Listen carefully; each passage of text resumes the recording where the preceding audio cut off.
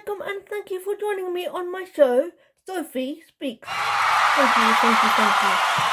So, Shamima Begum wants to come back to the UK.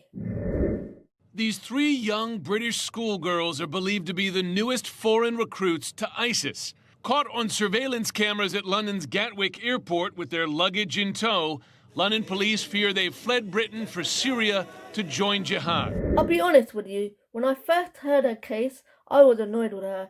How can a 15-year-old girl leave her parents devastated and go and join a terrorist organisation abroad? She made her bed and she can lie in it. She knew what she was getting herself into. She must have read the news. She must have read the fact that if she goes, she can't come back. There is no one else to blame.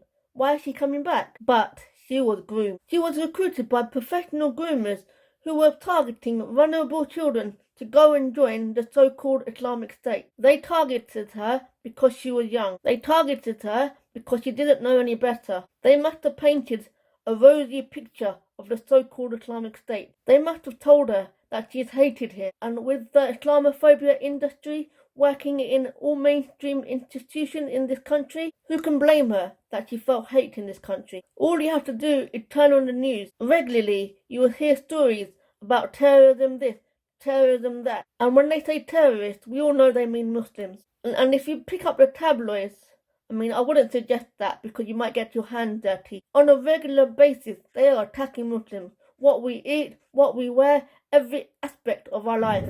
It was a strong liberal defence of the right of women to wear the burqa.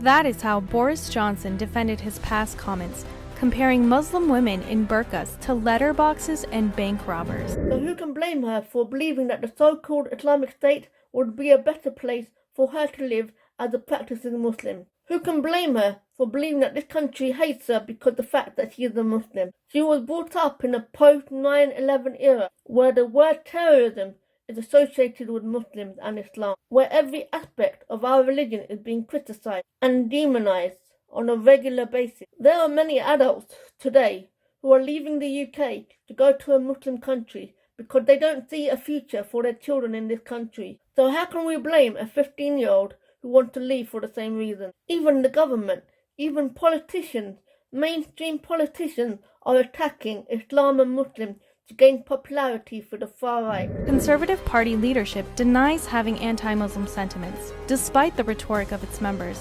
But a new poll suggests conservatives see Muslims as a threat to British life. The poll of 864 Conservative Party members found that a majority hold anti-Muslim views. 60% believe Islam is generally a threat to Western civilization. 54% believe Islam is generally a threat to the British way of life. And 40% demand limits on the number of Muslims entering the UK. Conservatives have been accused of trying to sweep Islamophobia under the carpet. Boris Johnson himself said that Islam is the problem. And then you have the far right, who are openly Islamophobic.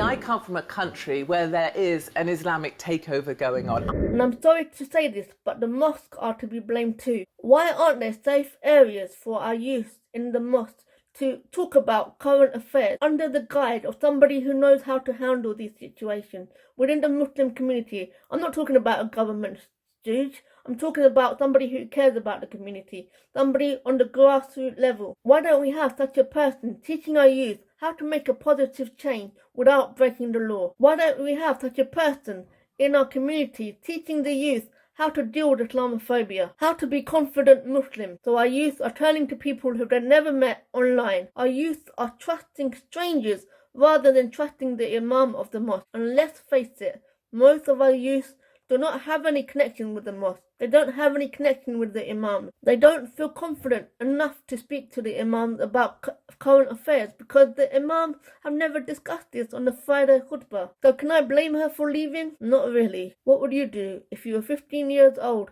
and you were living in a country where the institutions which you are meant to trust are promoting hatred and fear against you? The very fact that she was stripped of her passport confirms that this country has institutional racism and institutional Islamophobia. If she wasn't a Muslim, if she wasn't brown, if she was white, she would be referred to as a victim who was influenced by professional groomers. But no, Because she is a Muslim, they have stripped her of her passport and her nationality. They have called her dangerous.